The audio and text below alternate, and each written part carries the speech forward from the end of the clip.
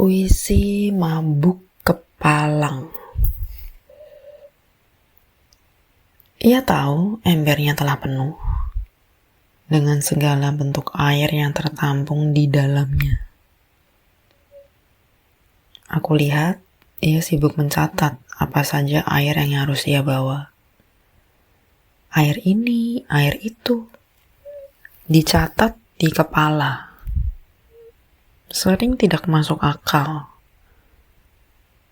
karena ia hanya punya satu ember, paling banyak 2, tapi ia terus mencatat air jenis apa saja yang ingin dimasukkan ke dalam embernya, dan berapa ember yang mau dipikulnya.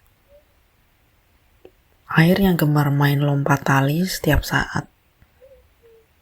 Padahal setiap ia membawa ember, ia hanya membawa 1-2 jenis air yang hanya ingin ia bawa saja. Yang setiap membawanya, orang yang mengantuk pun dapat menghitung dengan jelas sambil bersandar. Ia juga membawa sambil bersendau gurau. Terkadang sambil terus mencatat juga, tanpa menghiraukan koin waktu yang terus tergerus. Walaupun yang dicatat seringkali hanyalah catatan, bukan benar-benar yang ia bawa. Mungkin ia memang hanya suka mencatat, bukan membawa. Itulah yang terjadi. Seringkali di dalam pikiran dan kenyataan yang dijalani setiap hari.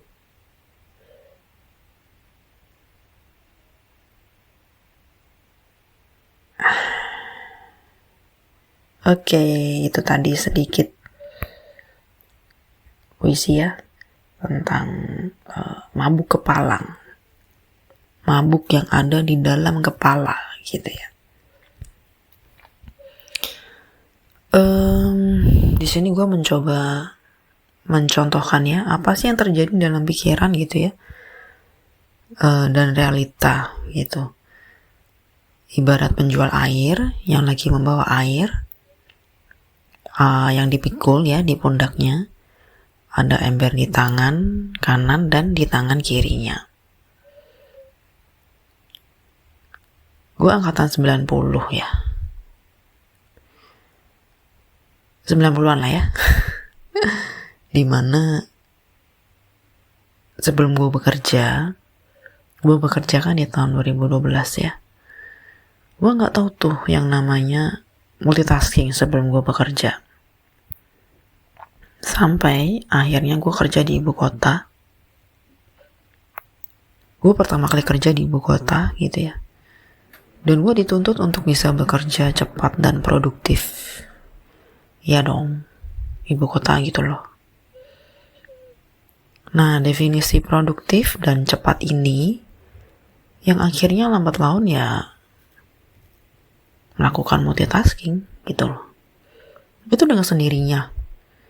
Karena ya apalagi sih, karena tuntutan kan, karena target pekerjaan gitu. Mau gak mau, bisa gak bisa, kok ya gue bisa gitu. Kalau mau tetap stay gitu ya. Gue menganggap gue bisa gitu ya. Dan semua orang bilang, oh kayaknya cewek memang lebih bisa gitu multitasking daripada cowok. Ya benar atau enggak, gue merasa gue pernah di tahap oh ya kok gue bisa ya ternyata multitasking gitu. Padahal ya kalau di tahun 90-an ya, sebelum gue kerja, kalau gue inget-inget lagi ya, multitasking apa sih yang pernah gue lakukan gitu. Paling ya apa sih, nelpon sambil nyatet gitu kan. Pas nelpon teman gitu ya, telepon yang masih pakai kabel, sembari kita nelpon teman gitu ya, jawabannya apa dong, ini kok bisa begini, nah gitu ya. Atau misalnya pas gue disuruh beli nih makanan, misalnya waktu itu gue disuruh beli soto gitu ya sama nyokap.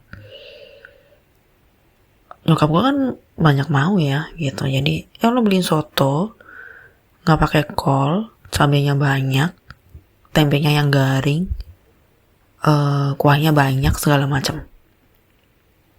Mungkin itu ya, sekedar seperti itu gitu loh yang dulu gue lakukan ya. Jadi bakat-bakat multitasking lah ya sebenarnya.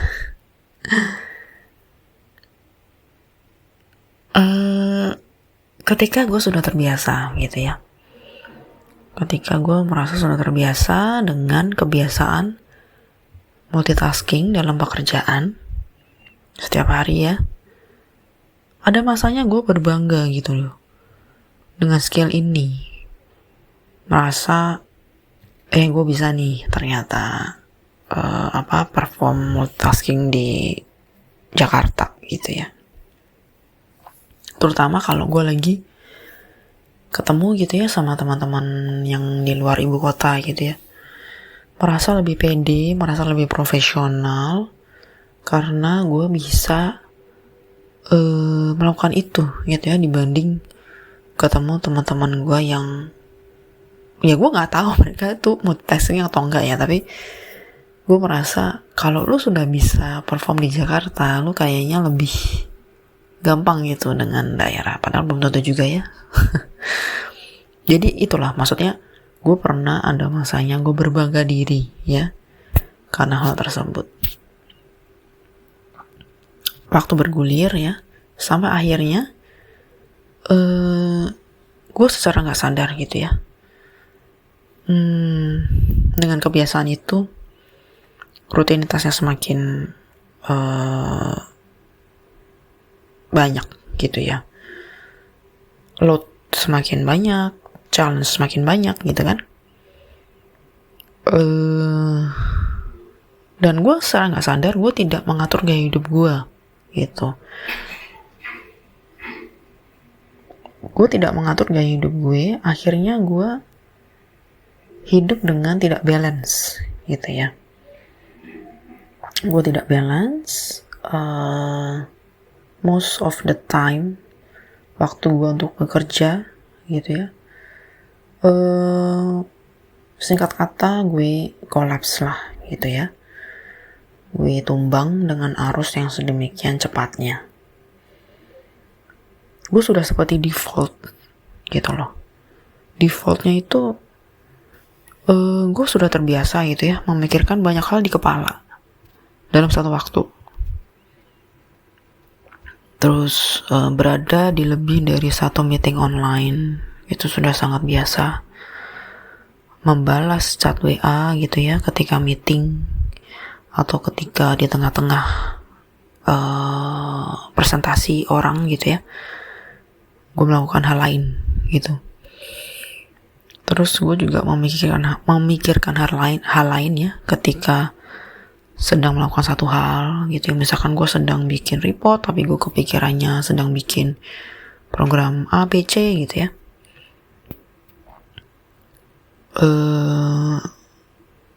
Gue selalu melakukan pekerjaan gitu ya ketika gue punya waktu senggang gitu, waktu kosong. Pokoknya intinya gue sebagai raja nyambi deh gitu loh. Gue tidak ada waktu yang terbuang dengan gue gak ngapa-ngapain gitu ya. Gak ada waktu gue fokus yang cukup lama gitu ya untuk melakukan satu hal gitu. Pasti gue lakukan tugas A, gue gak akan lama-lama di situ gitu karena banyak tugas yang mengantri di belakang. Jadi gue sering banget lompat dari satu hal ke hal lain gitu ya. Terbiasa lompat, terbiasa cepat. Gak terasa Senin, kok sudah Senin lagi gitu ya. Baru Januari, kok sudah Januari lagi. Baru bangun, tiba-tiba kok sudah pulang aja gue ke hotel di kota lain gitu. Udah mau tidur di kota lain, di tempat yang berbeda gitu. Terus gue merasa menyesal gitu ya kalau gak ngapa-ngapain terlebih waktu weekend gitu ya, waktunya gue memang tidak bekerja gitu ya, atau waktu cuti, ada perasaan menyesal di situ.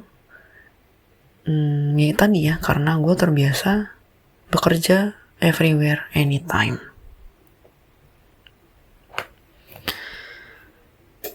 Kalau ditanya apakah dengan bahasa sekarang ya, mindful, jelas sama sekali gue tidak bisa mindful. Gue juga tidak bisa berada di sini kini gitu ya. Intinya tidak seimbang.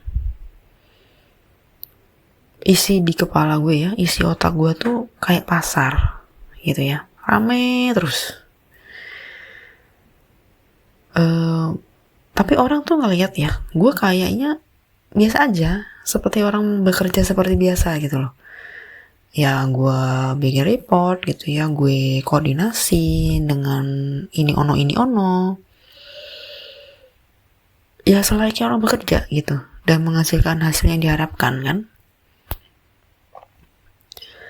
Tapi yang orang nggak tahu ya, yang sama sekali orang itu nggak bisa lihat, nggak tahu gitu ya. Apa sih yang ada di otak gue, di badan gue gitu ya. Kalau gue ibaratkan itu seperti kabel listrik di kota Jakarta ini yang ruwet gitu ya. Itu yang kalau gue mau kasih lihat gitu ya, sebenarnya di balik orang seperti yang bekerja, ya gue nggak judgement ya, tidak semua orang seperti gue. Ini gue ngomongin gue aja. Di balik orang melihat gue yang bekerja dengan satset, nampaknya biasa-biasa aja, nampaknya normal-normal saja, meskipun gue sesekali tumbang gitu ya, sesekali tepar, ambruk. Itu yang orang gak tahu. Gimana sih di otak lu tuh isinya apa? Gimana sih lu memanage hidup lu sehari-hari? Jadi apakah dewasa ini gitu ya, multitasking ini membuat hidup kita gak balance? Pertanyaannya kan itu. Jadi gimana dong menghadapi hidup yang semakin lama kok kayaknya semakin serba instan, serba cepat, segala macam gitu ya. Terutama kalau kita hidup di kota-kota besar ya, tidak hanya Jakarta, tidak hanya ibu kota. Mau di dalam dan luar negeri, I think dunia sekarang semuanya tidak ada yang mendukung kelambatan gitu. Semuanya mendukung kecepatan, semuanya mendukung produktivitas, semuanya mendukung efisiensi, efektif gitu ya. Which is itu bagus gitu ya, untuk perkembangan zaman, untuk perkembangan suatu negara gitu, untuk kehidupan yang lebih baik gitu kan. Tapi gimana dong menghadapi challenge-nya kan? Menurut gue multitasking di sini atau keadaan hidup yang sekarang seperti serba cepat ini adalah suatu challenge ya, suatu tantangan aja sih dari zaman ini gitu loh. Mungkin ibu-ibu zaman dulu ya asik banget gitu, dia mengatur anak dan mengatur pekerjaannya gitu ya. Walaupun semua ibu-ibu dari zaman bahala sampai zaman sekarang pasti ya banyak pikiran, ada aja yang dipikirin kan. Cuman mungkin zaman sekarang bedanya adalah ibu-ibu sekarang punya lebih banyak hal yang mencuri perhatiannya gitu ya. Kalau dulu mungkin dia bingung mengatur waktu pekerjaan dan di rumah gitu ya, sekarang ditambah dengan distraksi sosmed, distraksi teknologi seperti itu ya. Memang zamannya banyak distraksi. Tapi balik lagi ya, gimana dong kita hidup ya di dunia seperti ini gitu. Hidup di tuntutan pekerjaan yang seperti ini, tuntutan hidup yang seperti ini gitu loh. Tidak semua orang kan bisa tiba-tiba aku mau hidup di desa gitu ya, yang tenang. Gue sama sekali tidak mendiskreditkan desa ya, tapi tidak semua orang punya kesempatan begitu saja untuk switch hidupnya menjadi lebih tenang secara cepat gitu ya. Tiba-tiba, oh ya udah, gue pindah aja ke sini gitu supaya gue lebih tenang. Kan tidak semua orang bisa seperti itu gitu. Kalau gue lihat ya, dan gue merasa dan gue sudah mengalami gitu ya, sebenarnya gimana dong gitu ya kita melanjutkan hidup yang dengan ya seperti ini gitu loh. Sekeliling kita sangat-sangat berlomba-lomba, berkompetisi gitu ya. Ternyata gue lihat kuncinya di hidup ya, supaya kita bisa hidup di zaman yang serba distraksi ini. Kuncinya itu yang penting kita gak kehilangan diri sendiri. Kita tetap harus bisa menjaga pikiran, tenaga, waktu, hidup kita itu supaya tidak terseret dengan dunia ini gitu. Gimana caranya lu bisa mengatur, memanage personal life lu dengan kehidupan dunia lu gitu loh. Nah, gue dapetin di sini adalah kita tuh untuk bisa mengatur itu ya, bisa balance istilahnya. Kita harus tetap sadar. Sadar dalam artian ya kita bisa ngatur. Kita sadar gitu loh bahwa oh lagi banyak deadline nih di kerjaan gue harus ngaturnya gimana ya. Oh pekerjaan gue menuntut gue seperti ini, gue harus gimana nih dengan personal life gue. Itu yang penting, mengatur sebaik-baiknya. Karena banyaknya distraksi dalam hidup sekarang ini, itu membuat kita sangat-sangat tidak sadar kalau kita gak punya kalau kita gak bisa ngaturnya dengan baik gitu loh. Itu akan dengan mudah banget kita tuh jadi gak sadar, kita terbawa arus sama pekerjaan kita terbawa arus dengan dunia yang serba cepat ini gitu loh. Dan kalau kita udah tergulung, ya secara gak sadar kita udah kehilangan diri sendiri gitu loh. Yang seperti ini tuh gak ada yang ngajarin. Hal-hal kayak gini tuh gak ada yang ngasih tahu gitu loh. Gak ada yang membekali, gue merasanya ya. Lu nanti kalau kerja lu mesti jaga baik-baik ya personal life lu, supaya lu gak begini gitu. Gak ada tuh yang ngasih tahu gue gitu ya, sayangnya. But it's okay. Gue juga beruntung gue mengalami ini semua gitu ya. Tapi yang mau gue bagi di sini adalah itu gitu loh, bahwa lu gak masalah gitu ya punya pekerjaan seperti apapun, mau hidup dimanapun gitu ya,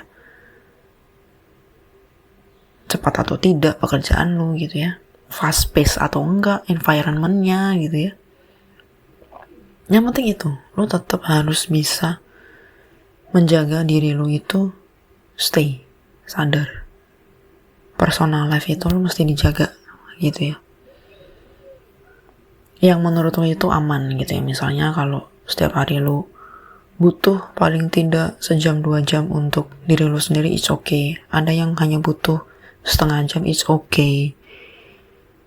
Yang penting lu punya itu space untuk diri lu sendiri gitu ya, ruang bagi kita ya buat jadi diri kita sendiri gitu loh. Dalam sehari itu gue berapa lama ya gue bisa plotin gitu.